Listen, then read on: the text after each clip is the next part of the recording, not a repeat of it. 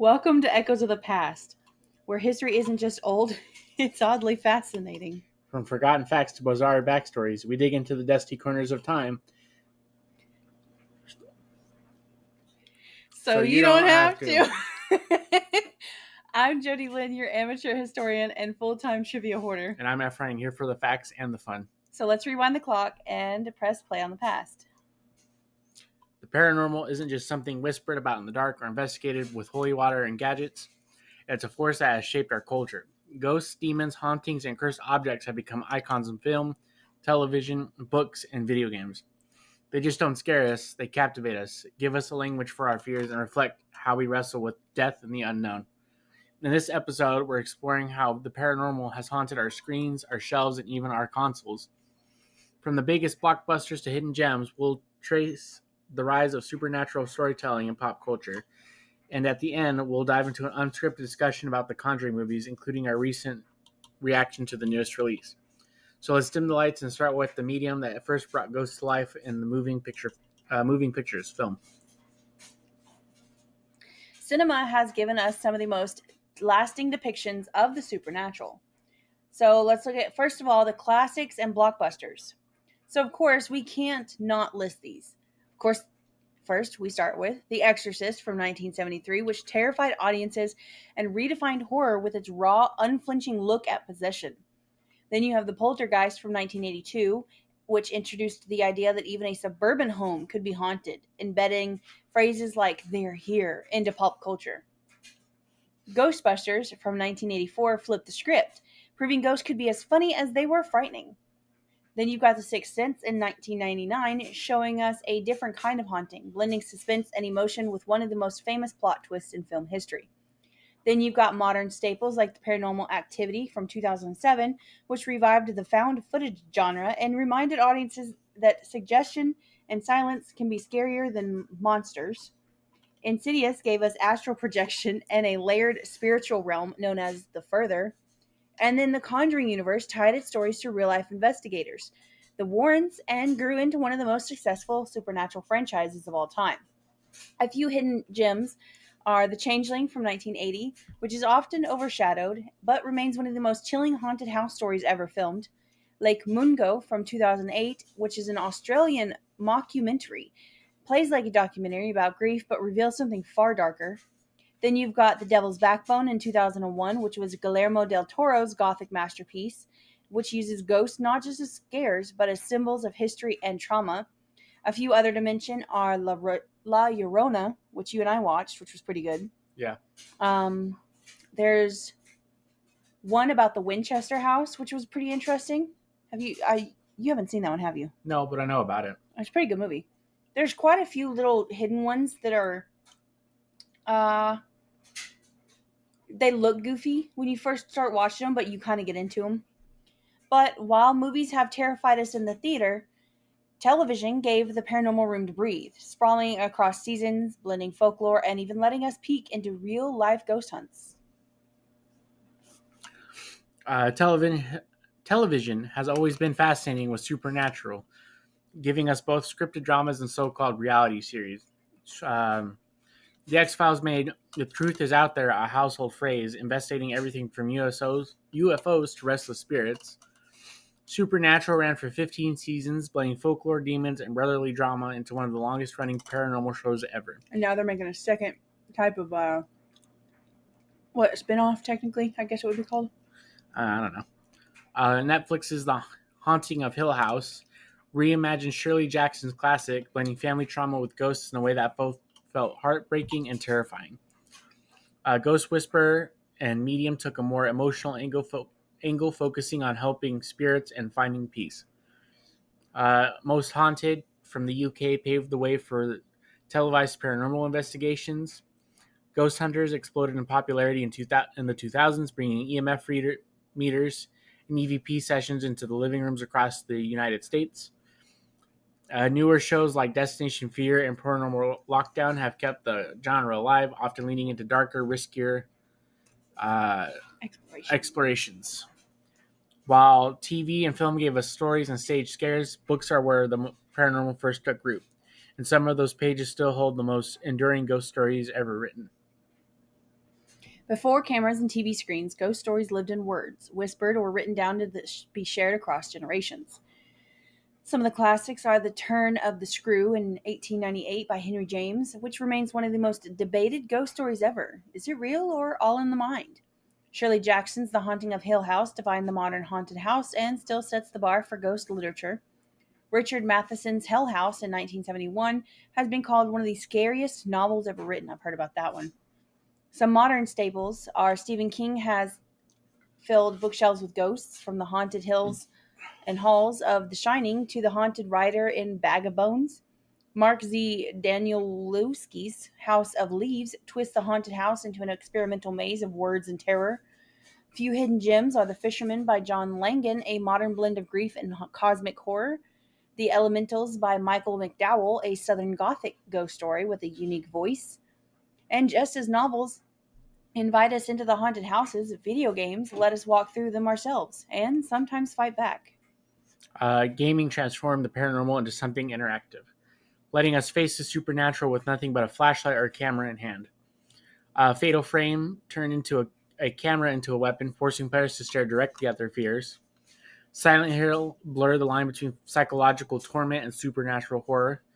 Phasmophobia let players become ghost hunters themselves, collaborating in real-time investigations. And Luigi's Mansion proved ghosts could be family-friendly fun without losing their charm. Some underrated titles: Condemned Criminal Origins mixed gritty detective work with eerie paranormal undertones. Darkfall: The Journal gave players an atmospheric first-person ghost hunt on PC. And several titles like Daisy and Scum lean on infected lore, echoing paranormal feels of possession and transformation. Before we continue, what other games do you know that are strictly paranormal? There's quite a few. Strictly paranormal? Like ghostly. Yeah, I know what you mean. None that I can think of. I know there's a few games that have like some kind of like paranormal elements. Mm-hmm. BioShock, the first game, and the second one, I believe. When you're walking around Rapture, you'll come across these like flashbacks, kind of like flashbacks of people. Yeah. They're kind of random, I guess. They add to the story, but a lot of the times, like I said, it's just random nonsense. You got the Mortuary Assistant. Mortuary's Assistant, yeah. I've never played that one though. It looks scary as hell. Fear has paranormal stuff in it. Mm-hmm. I think you do fight ghosts or some shit like that. Okay. Um, all the Elder Scroll games have ghosts in them, but they're more just kind of there, like the Harry Potter series, than actual like paranormal stuff. Some of the Red Dead 1 and 2 have some paranormal-esque stuff. Like the mysterious man. Some people will believe he's the devil himself. Others think he's some kind of paranormal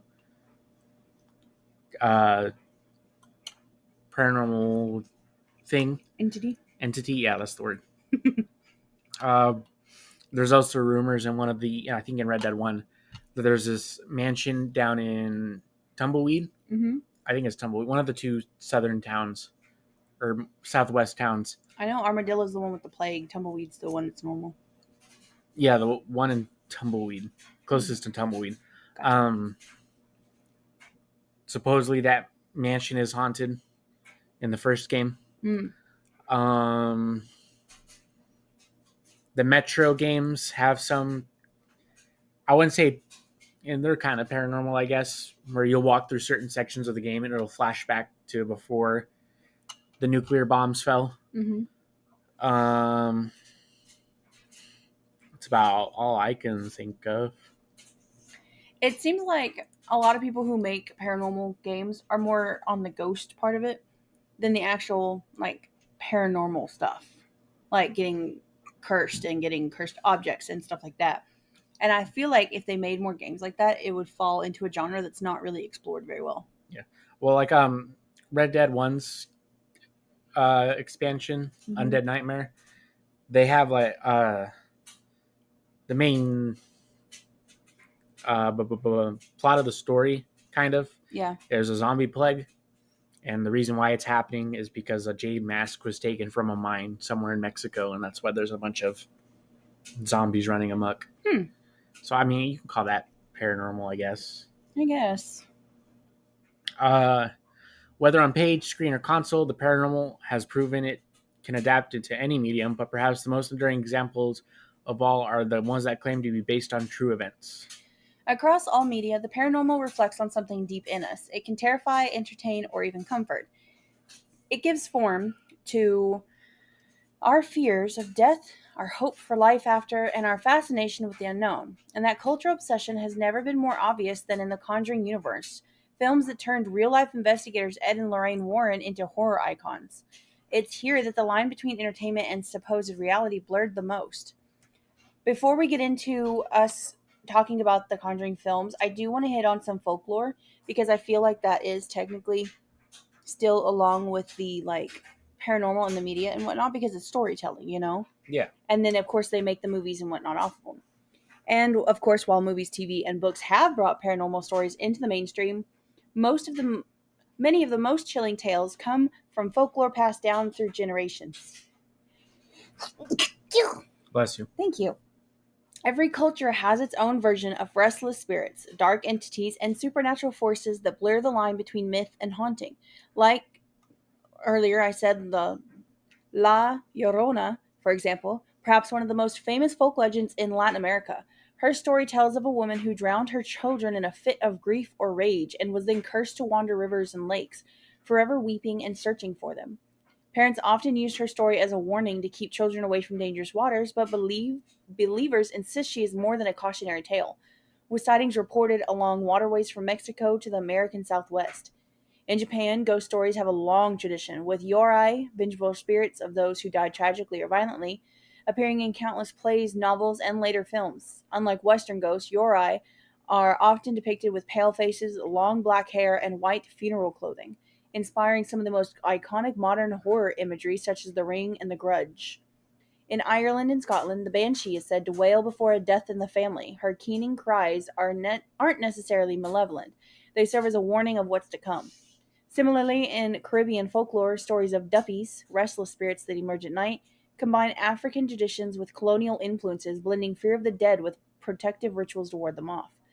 And then from South Africa's tales of the Tokoloshi, a mischievous and sometimes sinister dwarf-like creature, to the Philippines' Aswang, a shape-shifting monster tied to witchcraft and vampiric lore, folklore demonstrates just how universal the human fascination with the paranormal truly is. These stories laid the foundation for modern horror media, inspiring countless films, shows, and books that continue to terrify audiences today.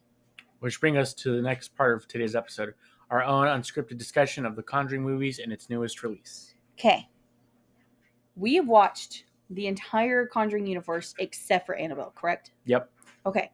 Which part do you prefer? Do you prefer the Conjurings or like the Nun? Which one did you prefer to go down? I like the Nun.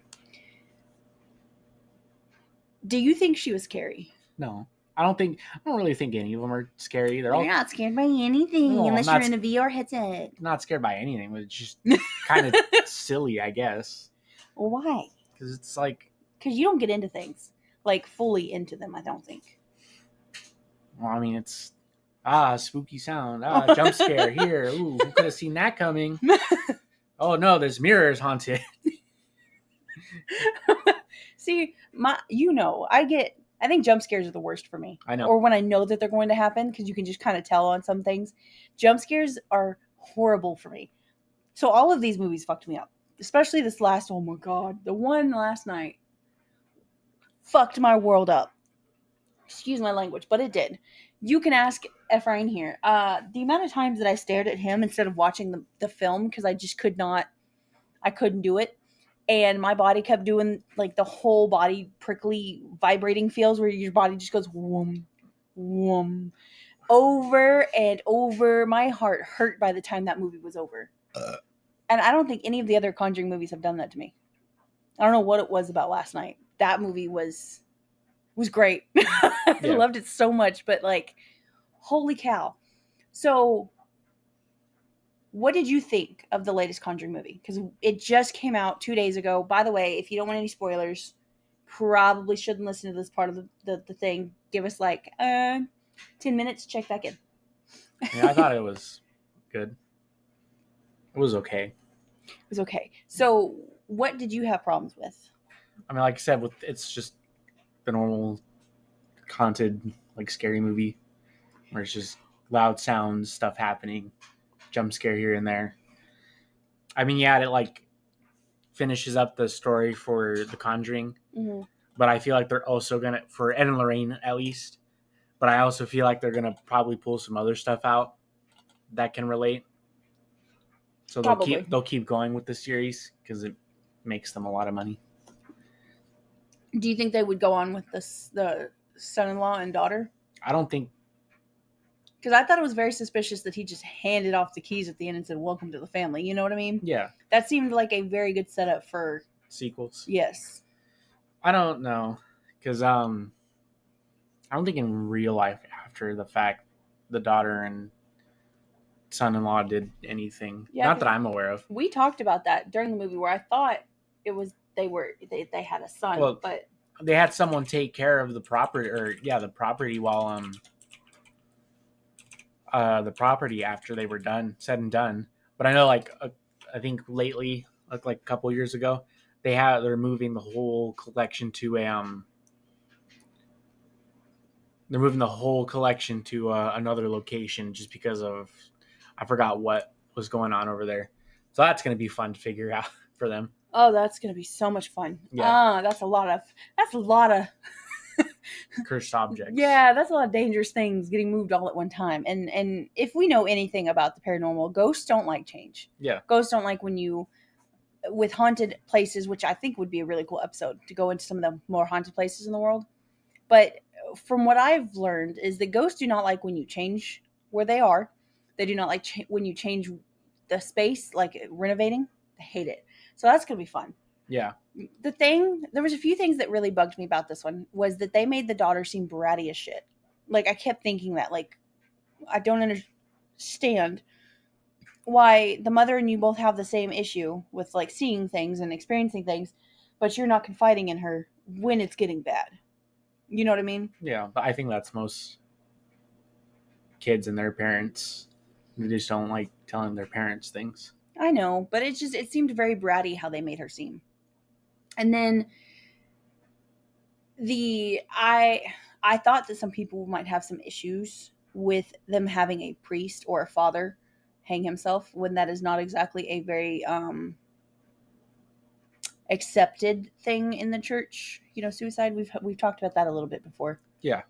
So I think that might come across wrong in some people, which I did find out that this movie is the highest rated or highest something in blockbuster ticket sales. Yeah. For the horror genre so far. So that's pretty cool. Well, I mean, understanding that it's just a movie, though. Yeah. I don't think people are going to have an issue with it. Because it's a movie. Shit happens. Mm-hmm. People die in movies. No. And I thought they just took really long naps. I mean, and then I mean, in real life, it probably wouldn't be like the first time a fucking priest killed themselves. Probably not, especially with how the Catholic was going there for a little bit with altar boys. Yeah. So, I mean, I do want to say though, I know that the mirror thing is a common thing or item when it comes to the paranormal stuff, because I told you, you're never supposed to have a mirror facing a mirror. It's number one known, don't fucking do that because you're just inviting bad shit.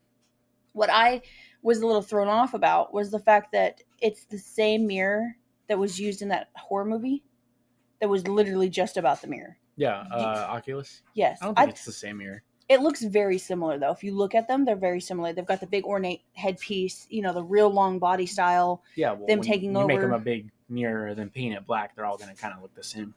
Maybe. It's just, that's all I could think about was the Oculus, the whole movie.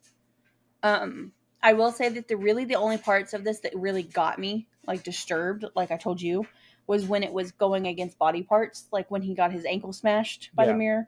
And then when the dude was getting dragged down the fucking hallway, like scraped up on his leg. Scraped up on his leg and then was around his neck. Yeah. Things like that bother me so bad. What else would you like to say about the Conjuring universe? Ouija wasn't part of the Conjuring, was it? No. I didn't think so. It's its so. own separate thing. What were you saying about the doll thing? Bring that up, because that... Okay, so we haven't watched the Annabelle series. I don't think I really care to watch it. Which I agree. Because in real life, the Annabelle doll is a Raggedy Ann doll. And, you look at one of those, and you're like, oh, this isn't scary. It's a little happy-looking doll. I mean, they're creepy if you see them in, the middle of the night and they're just sitting there, but... Well, yeah. But, the doll that they used in the movies, that creepy, air quotes, Spirit Halloween $15 piece of crap that they used, it just looks cheesy as fuck. Because, it just, I don't know, it just, like I said, it just looks cheap. How can we make this movie scarier? Because the real doll isn't scary enough. Oh, let's make this ugly looking piece of crap for the movie. I don't know. I just don't like the look of it. It just looks silly as fuck. She's not very scary. I will say, though, the giggling thing, you've seen me. Every time that comes in a video game or anything, that instantly creeps me the shit out. Yeah.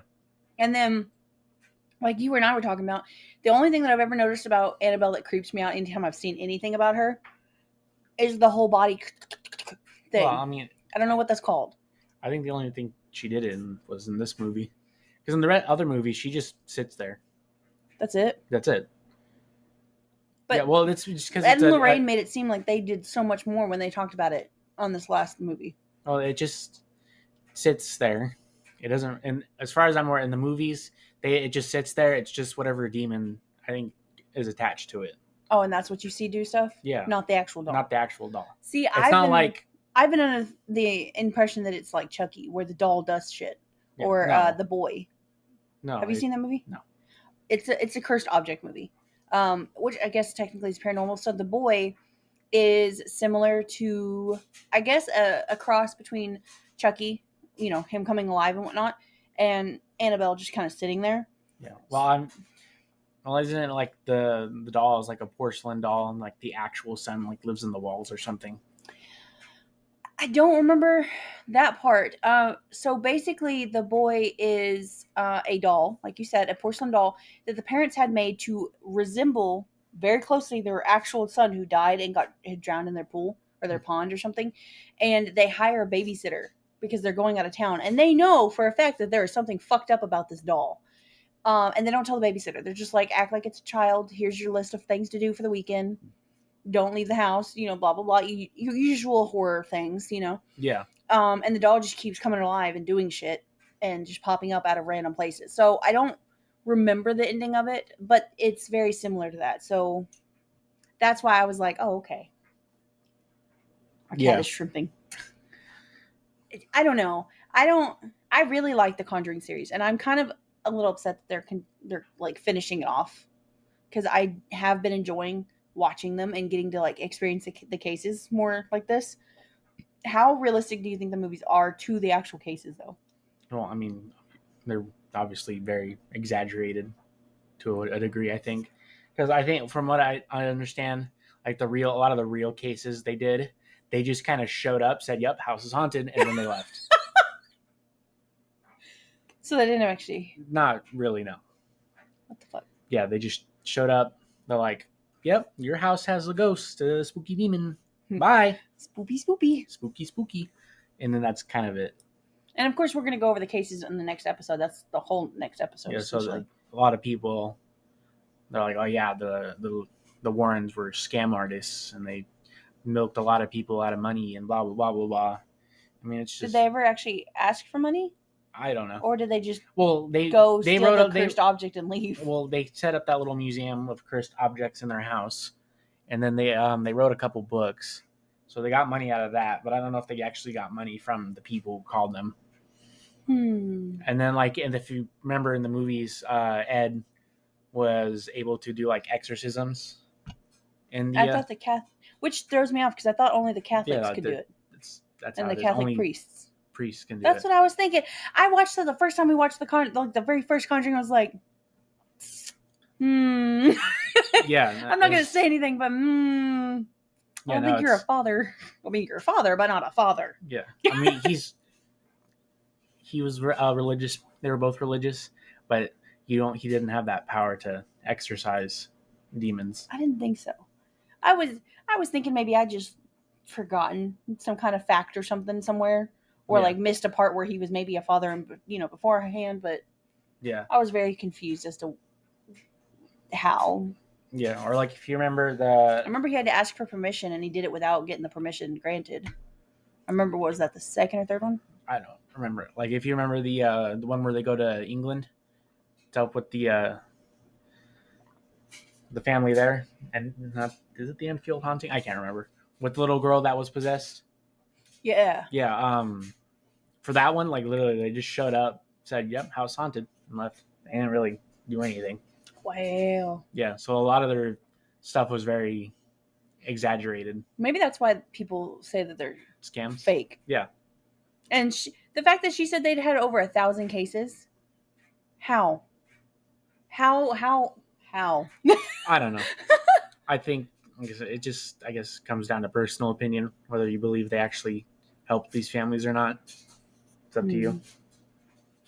I will say, I think you laughed at this fact, was when Judy got down on all fours and just started running at her mom. Yeah, the freaking crab walk. That was some funny shit. I was laughing, but also a little freaked out just because of how well it was done. Because, some actors can't pull that off. No, that crab run. They get the body contortionists to do it. Yeah. That one was actually done really well. Like, I thought, like, you couldn't really tell that they were struggling with it at all, which was kind of cool. But why do they always do the same look? Every single paranormal movie that does the possession, why do they always look the same? Why? You can't really... I don't know how else you really could do it. Like, make them look demonic, I guess. Just like different colored pupils, blood spewing from their orifices, like creepy smile, whatever. I don't know. I guess they think that scares people. I don't know. I think it looks silly. I do. I think it looks really silly. And then making her sick beforehand. Why? Stop licking my toe. Like making her sick beforehand. That was new. I've never seen another movie that makes them seem like they're going into a flu. Yeah. Before getting possessed, they just get possessed. Like they just turn it on and off. So that was different. I was thinking that was what was going to happen though, considering how she was acting when she fell down the stairs. But also, where did the grandpa go? He went to the hospital. So the grandma and the grandpa were stuck at the hospital. Yeah. While this all was happening. Yeah. I don't. Because I knew the grandma went, but yeah, because she fell down the stairs. Mm-hmm. I think the grandpa also went to the hospital. Okay. Also, really irritated me that the dude didn't just break the window beside the front door and go through the window. Yeah. Mother heifer. You can tell that the door is not going to open. Go through the window. You already broke the window and the door. How is it going to be any different than you breaking the window open? Yeah. And he ended up going to the attic anyways. Or not the attic, the basement. Yeah, when he said he was going to go around, I thought he was going to go through the back door. Yeah. I'm not going to lie. When he opened up the basement doors, I was so confused as to what the hell. Yeah. Then like another thing in the movie, they didn't show the demon, really. Yeah, they never did. It was just a black space. There was a couple scenes where you could see like his pale hands, and then like when they were in the hospital, like part of like... Oh, just like, his eyes glowing? Just like the eyes when he peeks down from the top of the doorway. And that's kind of it. But like the ghosts he's using to terrorize the family. Oh yeah, we talked about this. They were... Like I said, they just look very generic evil spirit. Like they have the yellow pupils, the creepy smile, the very, very pale skin, the random black spots on their faces. Yeah, like in the movie, the Lorraine said it was 3 spirits, a elderly woman, a daughter, her daughter, and her husband. Mm-hmm. The daughter's husband. Yeah, the daughter's husband, and the husband killed the elderly mother and his wife. Mm-hmm. And she cheated on him. Yeah, but they all kind of have the weird, just creepy. Yeah, quote unquote. Grin and look. Yeah, every time they popped up, it wasn't really that they were creepy. It was just that they popped up. They popped up, and you're like, oh, scary. I will say that like I told you yesterday, that the husband one freaked me out. So basically, the husband is a very, very tall lumberjack looking man with very long black hair. He's blue, which I didn't understand. But he's blue, and he carries around a big, like... He has a hatchet. It's not that big. It looks huge. It looks... Because when it was on the couch, it looks like a log-splitting axe. Yeah. But he walks around, and he thumps. And he is made to look very large, which I think he's just average. But how they did the cinematography for it made him look large. Yeah. But his character freaked me out. I don't know what it was about it, if it was just his laughter or how he looked or how he acted, but something about him freaked me the fuck out every time he came on screen. Yeah. And you got like the demons and ghosts in the other Conjuring movies. Like the Nun. That's not scary. That's a demon, but like the point of it was to play on the main character's worries of being a nun, an actual nun, like committing to becoming a nun. So deep. Yeah. And I mean, a lot of horror movies are religious horror anyways. I know. If you really look into it, really take a hard look at all of it. I know. We're all just afraid of religion. Yeah. The demon, not Prince, I think it's Valak, one of the princes of hell's barons, one of the many demons in hell. That have like a kind of higher up position, I guess.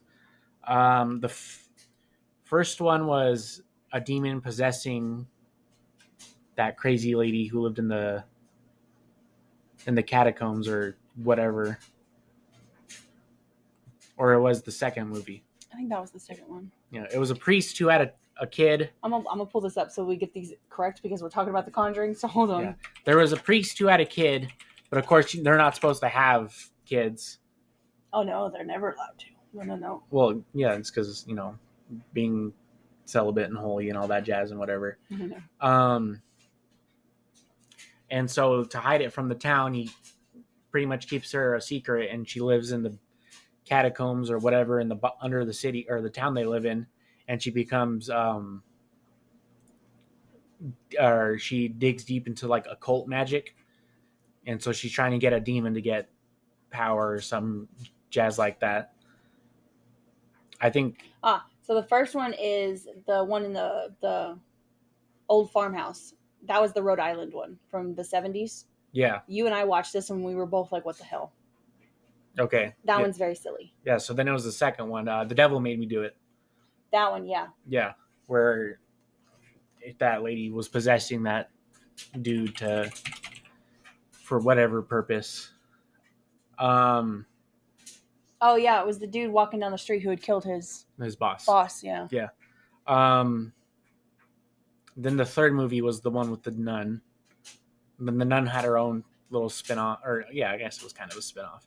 But there's like a prequel to the Conjuring series, mm-hmm. because it takes place in like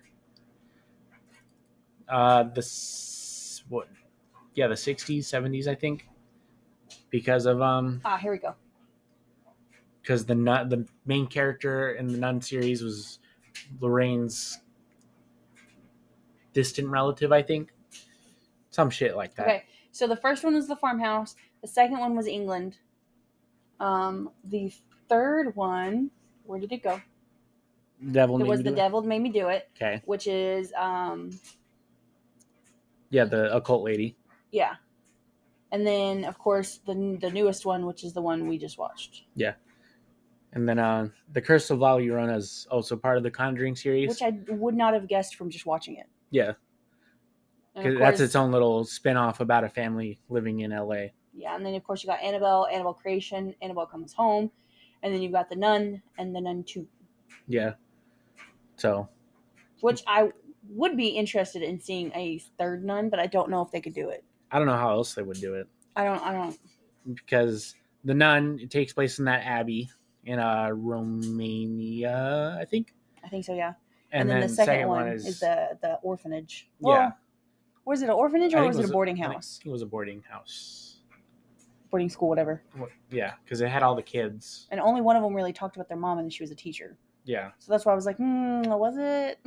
So, but yeah, I think they were, aside from the scares and whatever, like following the overall plot, it was pretty good. Yeah, the second Nun. The only time that it really scared me, it's when I told you when I watched it in theaters, and the goat man, the goat demon thing. Yeah. For some reason, that freaked me out, and it was only the first time I watched it. After that, I was, excuse me, because I watched it in theaters with Melissa, and then I watched it here with you. And when I watched it in theaters, that goat did the same thing, like that same freaked outness and like heavy chested feeling as the guy in this latest Conjuring. Yeah. The male ghost. So something about that just freaked me the fuck out. And it's not, you don't ever really see it in good detail enough to really be able to like see it and be afraid of it, which I thought was really interesting. They give it to you in like the sounds and like quick views, but otherwise it's pretty much nothing. Yeah. So out of all of the horror movies and paranormal movies that we've watched, or you've watched, because I haven't watched as many as you have, how would you rate the Conjuring films all together as a, like, not trilogy, but a series? Yeah, I'd say about like 7, 8. 7 or 8? Yeah, like I said, the jump scares and all the spooky stuff gets kind of gets really old really quick, because once you've seen it once, you've already seen it all. That's fair. You can only make jump scares and the scary noises scary like once. I don't know. You can keep jump scaring me all day, and I'll be scared all fucking day. I know. I'm a wimp. I will own that. So I do recommend the newest Conjuring movie. Do you? Yeah. I would definitely recommend anybody who's watched the Conjurings and likes them and that kind of movie to definitely go and watch the newest one. It is out in theaters, so there's that. Yeah. And they're not like one right after another. You're supposed to watch them in like a chronological order, but you don't have to. Because the first one's in the 70s. The second one has to be in the early 80s. And this one is like late 80s, if I remember correctly. Yeah. So, I mean, you could watch them out of order and they would still make sense. Yeah, because it's not like chronological order, kind of. No. It's just by year. Yeah. And when these events happen. Or it's like, I can't think of another movie series where it's like the Indiana Jones movies, where you could kind of just watch them in the first 3 specifically, and kind of whatever order. The last one, not so much. Whatever order you want, and it'll make sense. Yeah, it's just up to you if you want to watch them or not. Okay. Now that we've concluded that discussion, let's go into the wrap up of this and move on. That wraps up episode 22 of Echoes of the Past.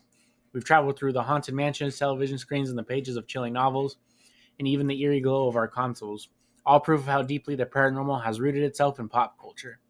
Next time, we're leaving behind fiction and diving into the cases themselves. From infamous hauntings to possessions and poltergeists, episode 23 will take us inside the real-life stories that inspired many of the books and movies that we talked about today. Until then, keep the lights low and the pages turning, and remember, every ghost story starts somewhere. Thanks for wandering through us with histories on Echoes of the Past. If you liked what you heard, subscribe, rate us, and tell that one friend who still quotes fun facts at parties. And remember, history may repeat itself, but we promise not to. See you in the next Echo.